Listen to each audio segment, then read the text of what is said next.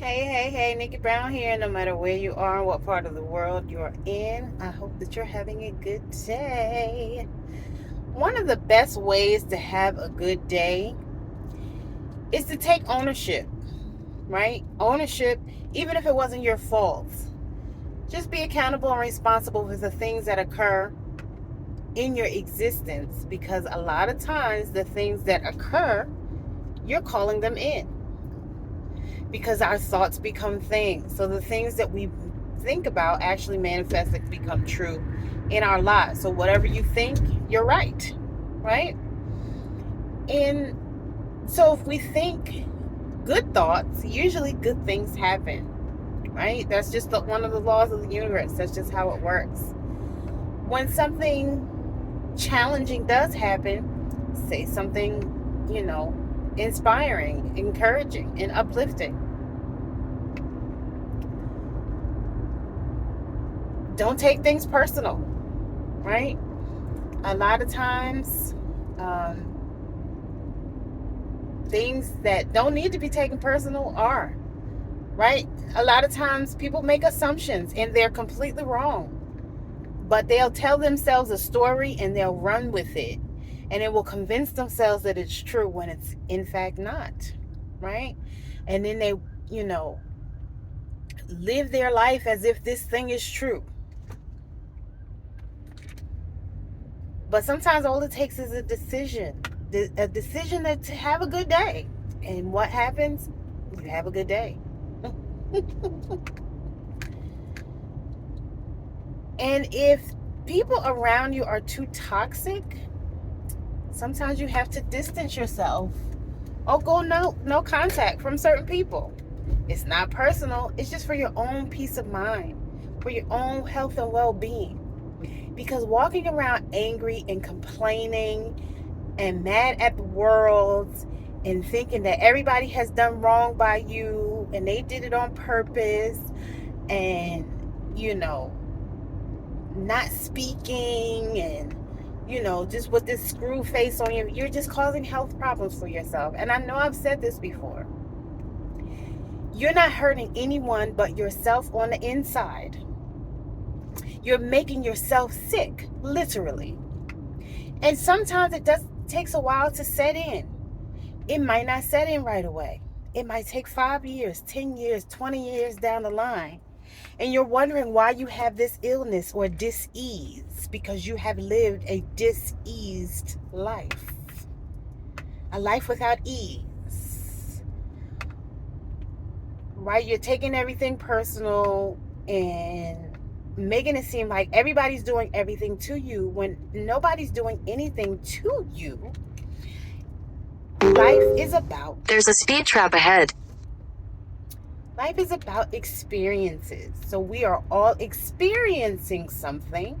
And 9 times out of 10, if it's something challenging, that means we needed to learn a lesson from that experience. Right? And getting angry is In not... 800 feet, keep left to continue on I-75 North, I-85 North. Getting angry is not what we needed to learn, right? Whatever we needed to learn, whether it's forgiveness, how to move on, how not to take things personal, how to proceed Keep with left grace. to continue on I-75 North.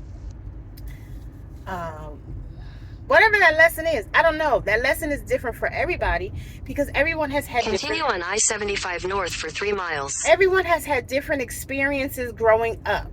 So based on your childhood or your teenage years or your young adulthood, something that occurred in your life, and usually it's a recurring thing, right? Because usually whoever you're mad at, if you write down the top 5 people in your life, whoever made you feel that way or conjured up that emotion within you, 9 times out of 10, whatever object, person, place, or thing you're directing that energy towards, 9 times out of 10, it has nothing to do with that person that's in front of you and everything to do with the top 5, which is usually people from your childhood.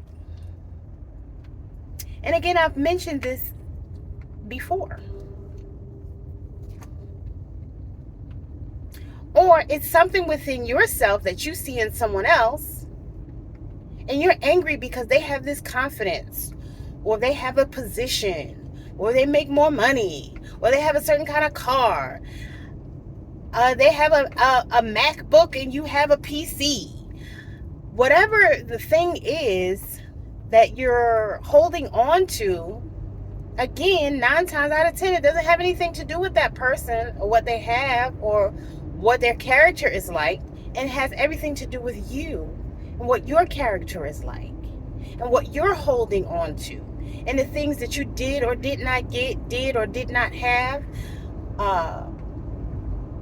did or did not experience from your childhood are now emerging into your present because you have not In learned. 2 miles, use the left lanes to take exit 251B for I-85 North toward Georgia 400 Greenville. Because you have not learned that lesson yet. Right? And the lesson is going to continue to repeat itself until you learn it. So don't let it take years, don't let it take decades for you to learn. Ask yourself right now, what do I need to learn from this situation? Why am I triggered? Why am I angry? Why am I sad? Or whatever the emotion is. Ask yourself why. What does it have to do with? Does it really have something to do with your friend, your lover, your coworker? Or does it really have something to do with your mom, your sister, your brother, your dad, your aunt, your uncle, or someone else in your life that you grew up around? A classmate from school, high school, elementary, junior high, middle school, whichever one you went to. Write it down in a journal. Sometimes you may not figure it out right away. You might need to write it down and think about it. Maybe you'll have a dream about it. Maybe you need to start writing down your dreams, because sometimes our dreams are telling us messages. So what are the messages that are showing up in your dreams that you're not paying attention to? Write them down, even if they don't make sense. In a quarter mile, use the left lanes to take exit 251B for I-85 North toward Georgia 400 Greenville. A lot of dreams don't make sense at the moment, but later on the answer comes to us if we're really paying attention and we're really use the left lanes to take exit 251B. And we're really tapped in and in tune. Continue for 9 miles. So I encourage you, change your mind, change your life, change your attitude. Stop taking everything personal. Stop thinking everything is about you. The world doesn't revolve around you. You don't know everything. You can't be everything. You're not better than anybody. Even if you're smart, you're really not smarter than everybody. There's somebody who's smarter than you.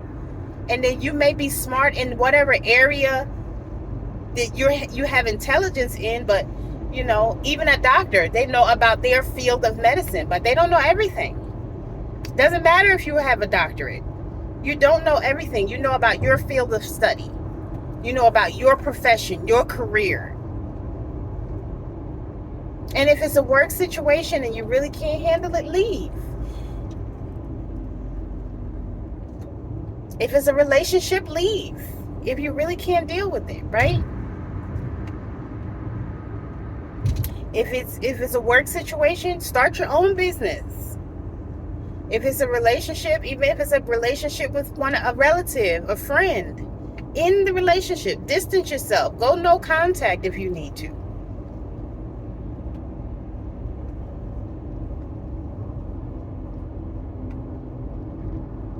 But don't take your frustrations out on other people that it really doesn't have anything to do with. Because like I said, 9 times out of 10, if you do a top 5, it has everything to do with people you grew up around and nothing to do with the person that's in front of you at the moment. Write some of those names down. Did your dad make you feel like that when you were 5? But now this person in front of you is making you feel that same emotion. So now you're mad at all the people who made you feel that way, when really it has everything to do with your dad, because he wasn't around enough, or he didn't tell you he was proud, or he didn't let you do something that he let your siblings do? Were you the middle child? You felt like you always had to fight for attention?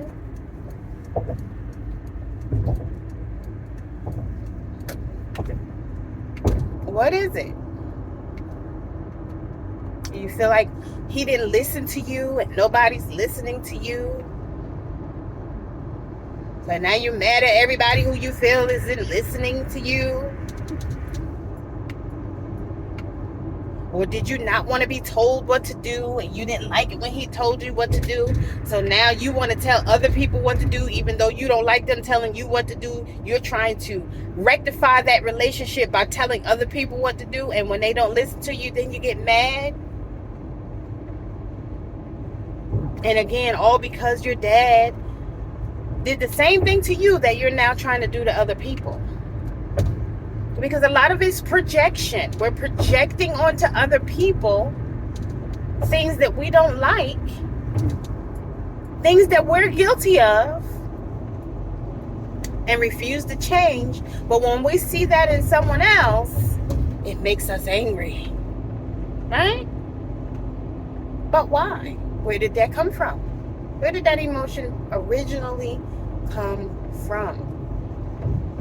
9 times out of 10, not the person you're in a relationship with, not your friend, not your coworker, not your sibling.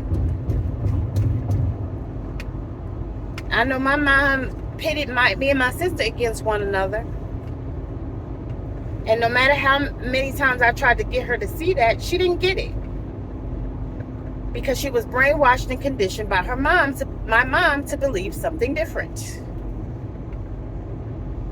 So what did I have to do? I had to distance myself and go no contact. Because you're now walking around with attitude with me when she intentionally did this so that we would not get along. And when I try to explain this to you, you don't get it. Because people think, oh, my mom would never do that. My dad would never do that. They love me. And in the meantime, that person is absolutely doing that.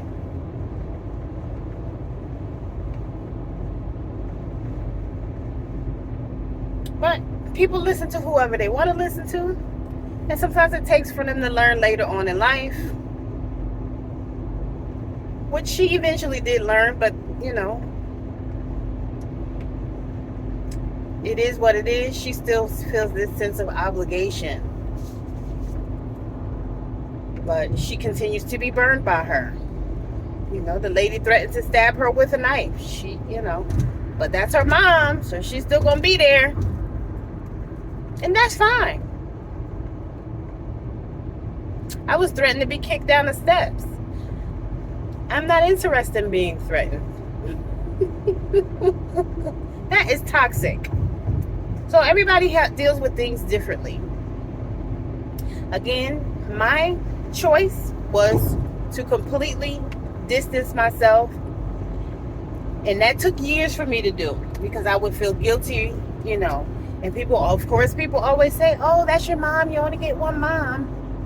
But then once I had the confidence to stand on my own 2 feet, I decided I'm going to go completely no contact. Because it doesn't matter if it's a man or if it's someone of the opposite sex or whoever you're in a relationship with. If you wouldn't let them keep doing the same thing over and over and then apologize and then go back and do the same. In 2 miles, take exit 94 toward Chamblee Tucker Road, Mercer University. If you've done something and you continue to do that same thing over and over again for years, you're not really sorry. You're doing it intentionally. Right? And so you can either deal with, accept the person for who they are, the way that they are, knowing that this is how they are and this is what they're going to do. Or you can distance yourself because it's too toxic. And you have that right, even if it is a parent. So, everybody, but some people deal with it because, again, they feel guilty or ashamed because, they feel like they only have one mom and they're obligated. But I don't feel that way. Why? Because it's too toxic. And I'm in a healing space, and I've been on my healing journey for years. And that was one of the things to end my journey. This person she's not going to change. She's never changed. She's been the same way my whole life. And if anything, she has just gotten worse over the years. And one of my life coaches said, if it's too toxic, you can walk away. You don't have to deal with it. And so that was my decision. But, no one else has to make that decision. Now, if it's a coworker, you might not be able to distance yourself, but you don't have to surround yourself with them all the time. Or you could just ignore them, keep it focused on work. In half a mile, take exit 94 toward Chamblee Tucker Road, Mercer University. If it's a relationship and you're living with that person or married to that person, it may or may not be as easy to just, create an escape plan or exit strategy. Take exit 94, then use the right lane to merge onto I-85 Access Road. Everybody's situation is different, so you have to, plan that accordingly. But as for myself, use the right lane to merge onto I-85 Access Road, I-85 Frontage Road, then slide right. As for myself, take the next right toward Chamblee Tucker Road, then slide right onto Chamblee Tucker Road. Slide right onto Chamblee Tucker Road, then turn left onto Presidential Parkway. I've decided not to take the next left onto Presidential Parkway. Deal with certain people and certain situations, whether it be a lover or a relative. Continue on Presidential Parkway for 3/4 of a mile. If it's too toxic for my well-being, it has to go. And that's just it. And, I have to do so with confidence and stay strong with it. Anyway, I'm about to have a colonic done, and I'm pretty much getting ready to pull up. So as always, love y'all. I hope that this was helpful. Later.